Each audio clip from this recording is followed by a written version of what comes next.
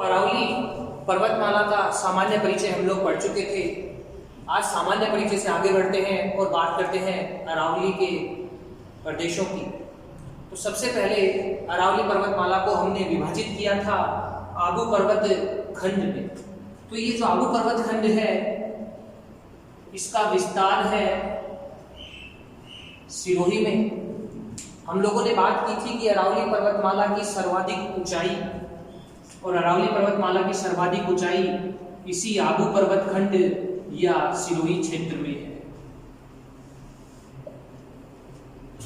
इस भौतिक भूभाग की अरावली पर्वतमाला के इस क्षेत्र की औसत ऊंचाई कितनी है?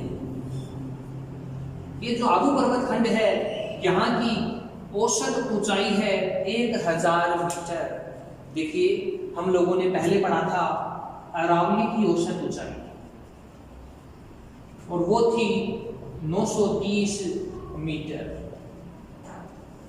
यहाँ हम बात कर रहे हैं आबू पर्वत खंड की औसत ऊंचाई जो है 1000 मीटर। आबू पर्वत खंड, इसमें हमें पढ़ना क्या क्या है? तो हमें पढ़ना है प्रमुख चोटियां, पहाड़ियां,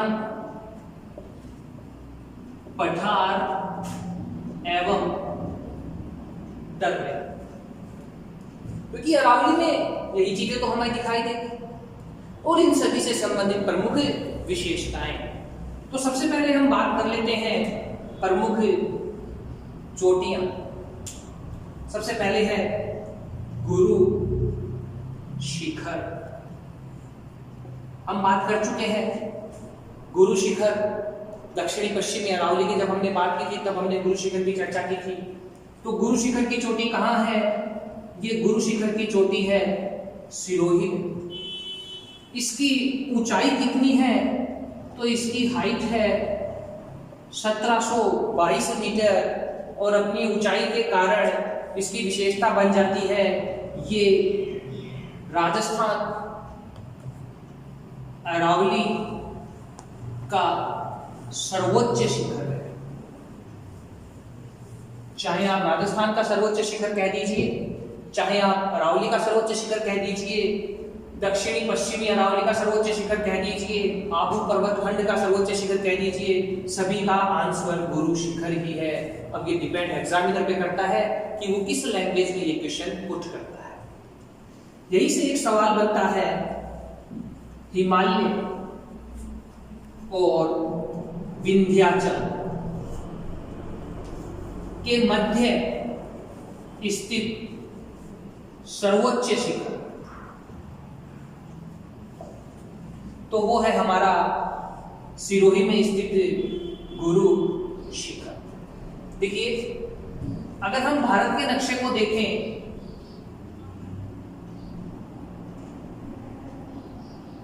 तो हम देखते हैं कि भारत के उत्तर में हिमालय है और भारत के मध्य में है विंध्याचल पर्वतमाला। तो इनके मध्य में स्थित है राजस्थान में अरावली पर्वतमाला। तो अरावली का सर्वोच्च शिखर था हमारे Guru Shikhar. Language based question है, सिर्फ आपके दिमाग में भारत का नक्शा होना चाहिए, अपने आप ही सवाल सही हो जाएगा। गुरु शिखर, यहीं से बहुत बार सवाल बन चुका है उपनाम। गुरु शिखर का उपनाम क्या है?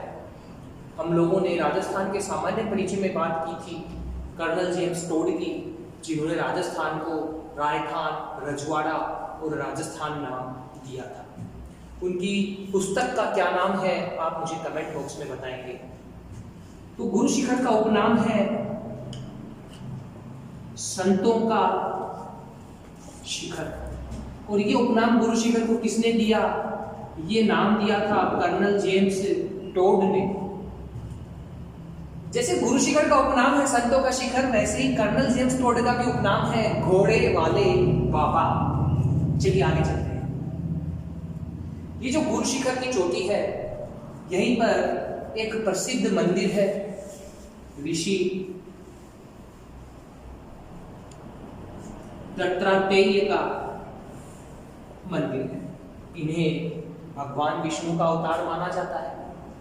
और ये जो मंदिर है, इस मंदिर की ऊंचाई है 5 मीटर। गुरु शिखर की चोटी की ऊंचाई है 1722 मीटर और उस पर ये मंदिर है 5 मीटर। टोटल होता है 1727 मीटर। सवाल आता है गुरु शिखर की कुल ऊंचाई कितनी है। ये जो कुल शब्द है ये कंफ्यूजन क्रिएट करता है, तो कुछ भाई बहन जल्दबाजी में जोड़कर बता देते हैं 1727। ऐसा नहीं है, 5 मीटर तो मंदिर है।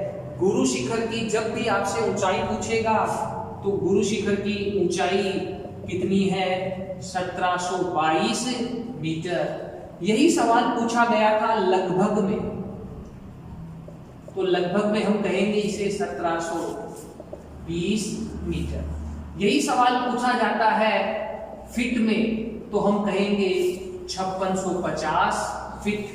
फीट वाली वैल्यू को अच्छे से याद कर लीजिएगा, क्योंकि अभी हाल फिलहाल यही चर्चा में है। डायरेक्ट सवाल आ रहा है कितनी फीट है। चलिए बात करते हैं सिरोही क्षेत्र की प्रमुख चोटियां, और यही सबसे डिफिकल्ट सवाल है और सबसे इजी भी सवाल है। सिंगल पूछी जाए तो आप फटाफट से जवाब दे देंगे, मगर जब 4 चोटियों का नाम दिया जाता है और उन्हें घटते क्रम में या बढ़ते क्रम में पूछा जाता है, यहाँ सबसे मुश्किल बात आ जाती है हमारे साथ। तो सिरोही की प्रमुख चोटियों में सबसे पहले है गुरु शिखर 1722 मीटर, और ये है सिरोही का सर्वोच्च शिखर। इसके बाद में आती है शेर 1597 मीटर। इसके बाद में आती है दिलवाड़ा 1442 मीटर, और ये दिलवाड़ा फेमस है अपने जैन मंदिरों के लिए।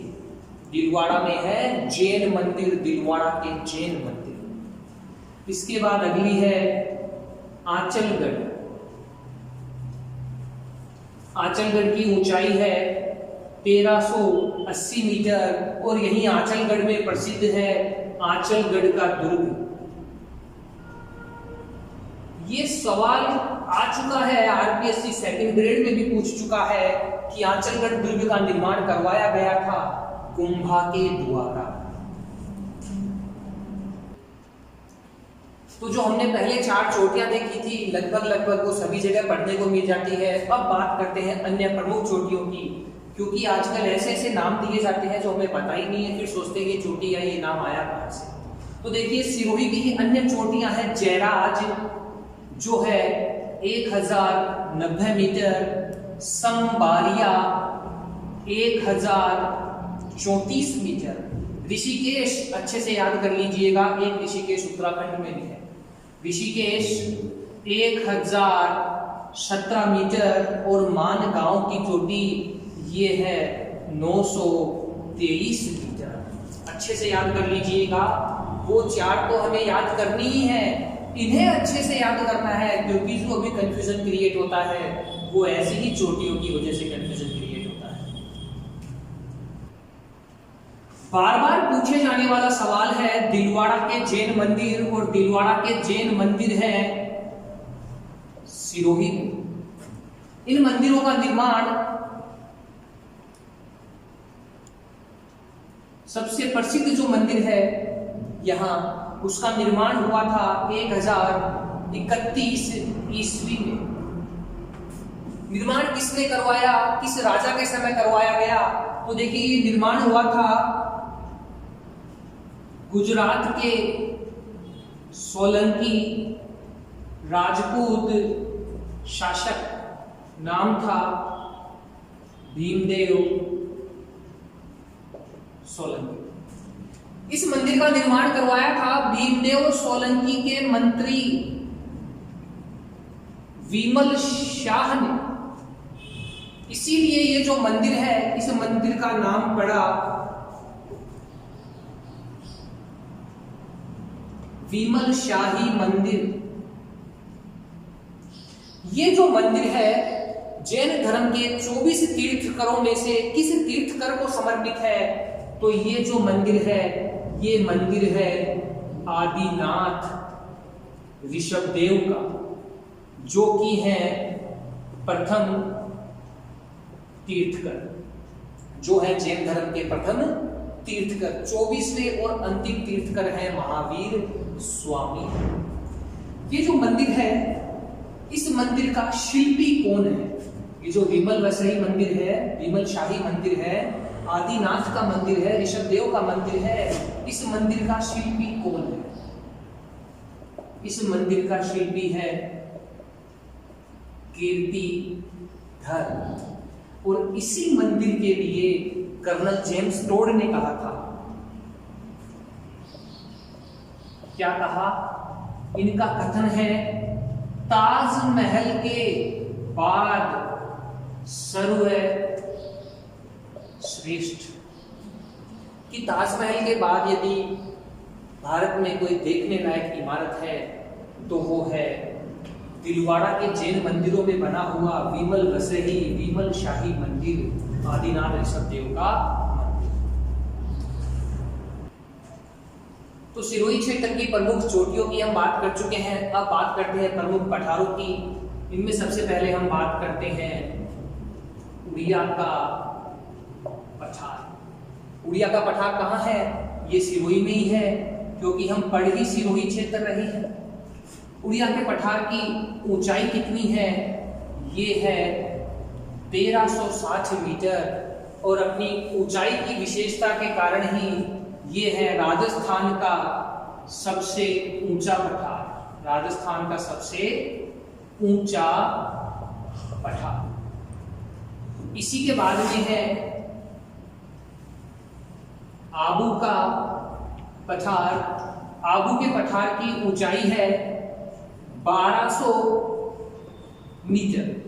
और देखिए, यहीं से बड़ा ही प्यारा सवाल पूछा गया, मैं पहले भी कह चुका हूं, मैटर यही है, एग्जाम के लेवल के अकॉर्डिंग पूछने का तरीका बदल जाता है। तो देखिए, सवाल पूछा गया, उड़िया के पठार की आबू के पठार से ऊंचाई कितनी अधिक है? तो जो ऊंचाई है वो कितनी अधिक है?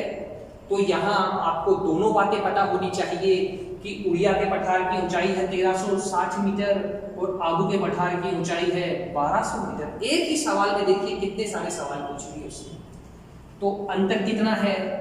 160 मीटर। वो अंतर पूछ सकता है, वो पूछ सकता है ऊंचाई कितनी अधिक है।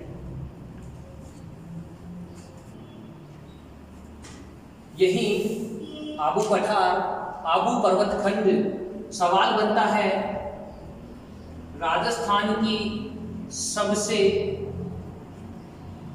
ऊंचाई पर स्थित झील। तो यहीं पर है झील जिसका नाम है नक्की झील। कहते हैं कि देवताओं ने अपने नाखूनों से खोदकर इसका निर्माण किया था, इसीलिए ये कहलाती है नख से बना नक्की।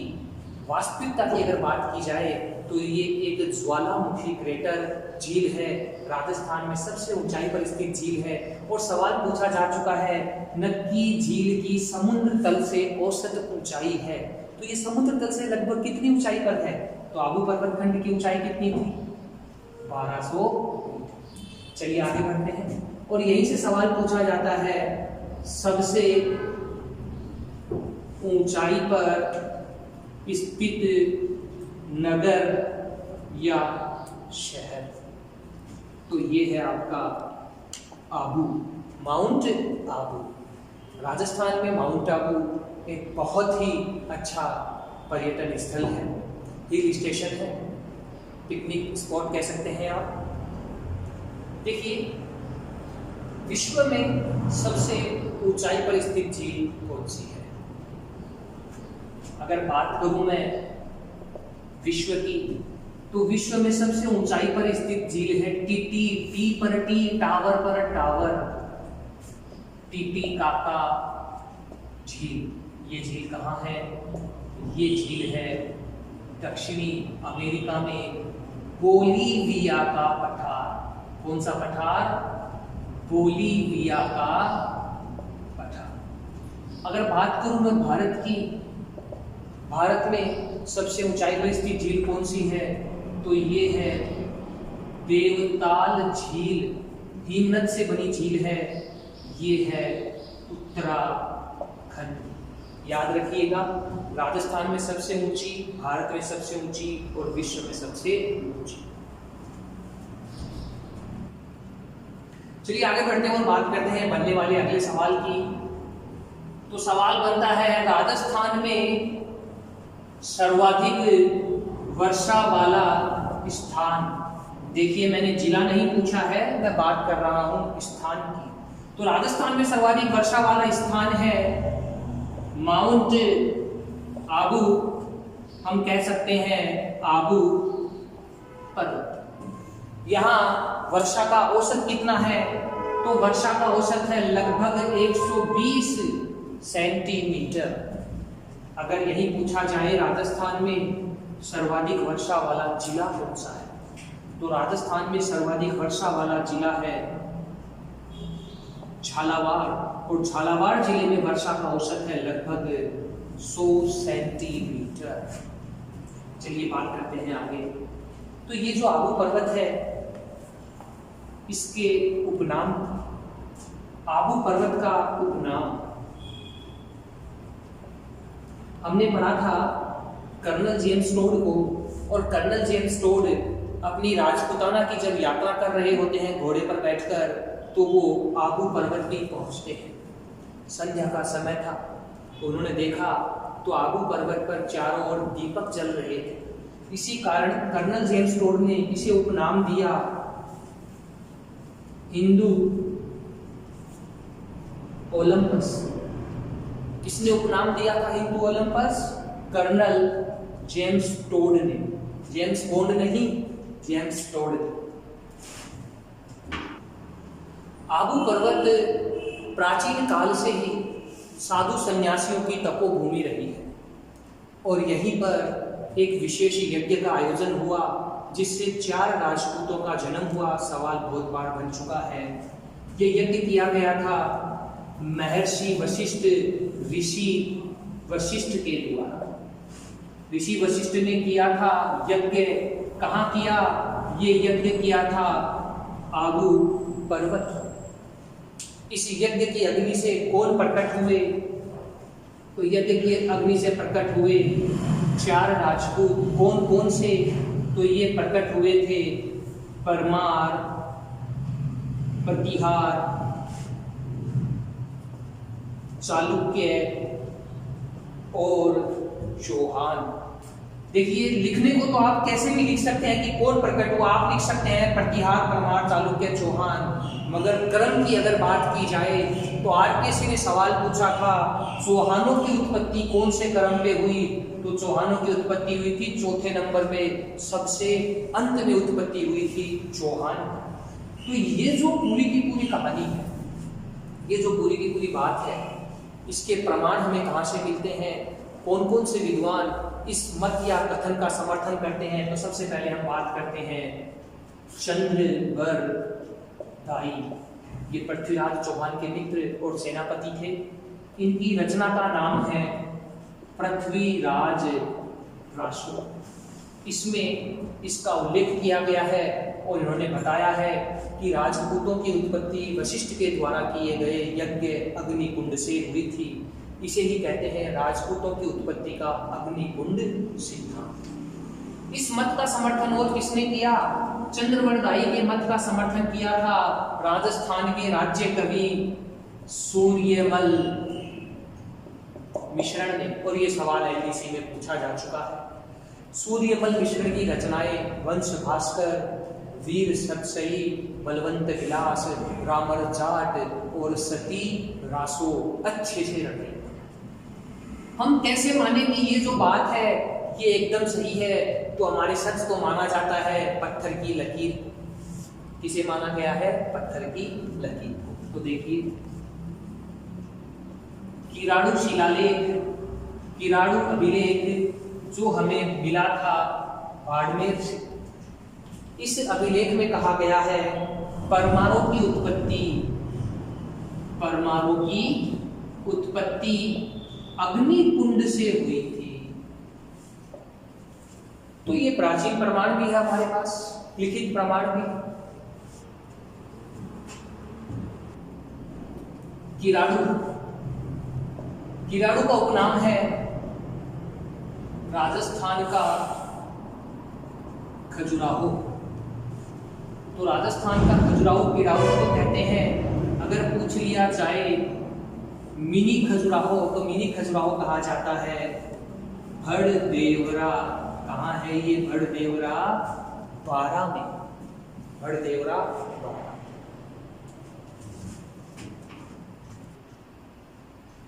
आबू पर्वत खंड की अगली विशेषता की हम बात करते हैं और ये है सदा बहार वन।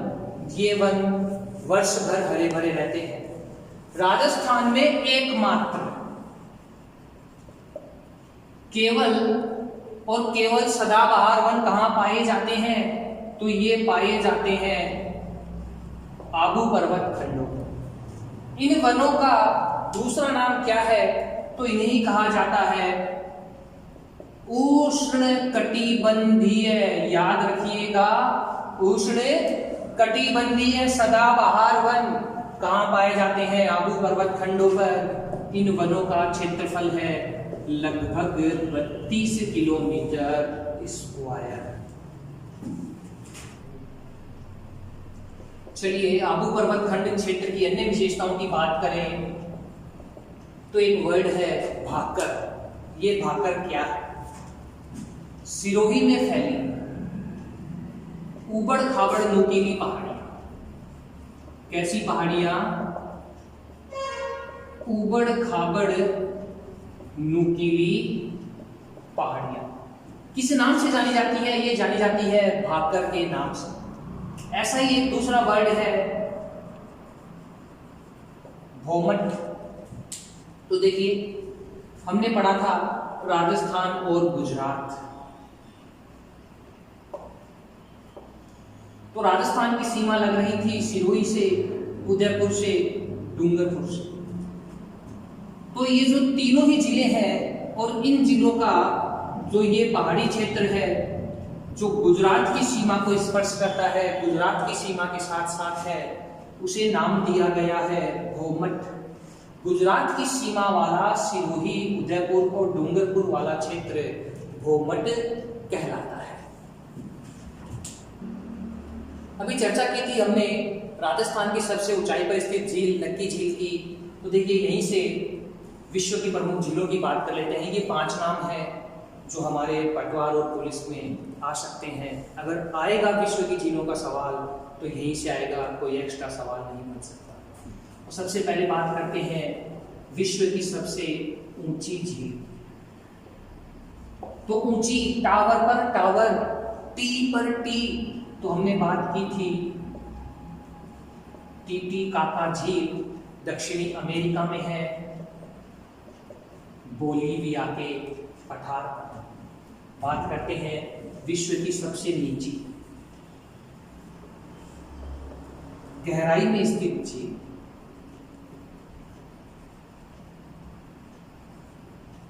हम बात कर चुके हैं राजस्थान की सबसे नीची और गहराई में स्थित झील, जब हमने घग्गर बेसिन पढ़ा था, तलवाड़ा झील। विश्व की कौन सी है?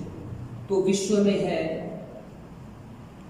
मृतसागर। देखिए, लोड मत लीजिए, रटिए मत, बस इतना याद रखिए कि जब आदमी की मौत होती है तो उसको हम गहराई में गाड़ते हैं ताकि कोई जंगली जानवर उस डेड बॉडी को ना निकाले।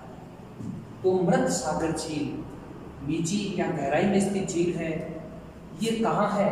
तो याद रखिएगा, राजाओं महाराजाओं के मरने के बाद इंसान को गाड़ते थे साथ। तो मृतसागर झील, और कहाँ गाड़ते थे? गार्डन में गाड़ते थे। तो ये है इजराइल और जॉर्डन। इजराइल से याद रखिएगा रॉयल, और जॉर्डन से याद आ जाएगा आपको गार्डन। बात करते हैं अगली झील, विश्व की सबसे गहरी, ये गहराई में स्थित झील बोली है। और अब मैं कह रहा हूं विश्व की सबसे गहरी झील, तो ये है बेकाल झील। बेकाल, कोई काल नहीं है, कोई अंत नहीं है। ये कहाँ है? ये है रूस। अब देखिए बात करें विश्व की सबसे बड़ी, ना मैंने खारी बोला है और ना ही मैंने मीठी बोला है, मैंने सिर्फ बोला है विश्व की सबसे बड़ी। तो ऐसे समय में आप क्या करें? तो आप हमेशा खारी झील को आगे कर देना, क्योंकि मीठी झील तो सबसे बड़ी होगी नहीं। क्यों? क्योंकि हम पी के वैसे उसको छोटा कर देंगे। तो देखिए यहीं से सवाल बनता है विश्व की सबसे बड़ी खारी झील और विश्व की सबसे बड़ी मीठी झील का। तो विश्व की सबसे बड़ी खारी खारी मतलब ऐसा पानी जिसको हम पी नहीं सकते। तो विश्व की सबसे बड़ी खारी झील है कैस्पियन सागर झील। और ये कैस्पियन सागर झील कहाँ है? ये है रूस में। कैसे पीऊं, पानी खारा है। तो विश्व की सबसे बड़ी खारी झील है कैस्पियन सागर झील और विश्व की सबसे बड़ी झील भी है कैस्पियन सागर झील। अब देखिए साहब गलती से खारा पानी पी भी लिया, अब क्या करें? कुछ मीठा हो जाए तो एक ही चीज होती है, मीठी सुपारी खा ले। तो विश्व की सबसे मीठे पानी की बड़ी झील का नाम है सुपीरियर झील। कौन सी झील?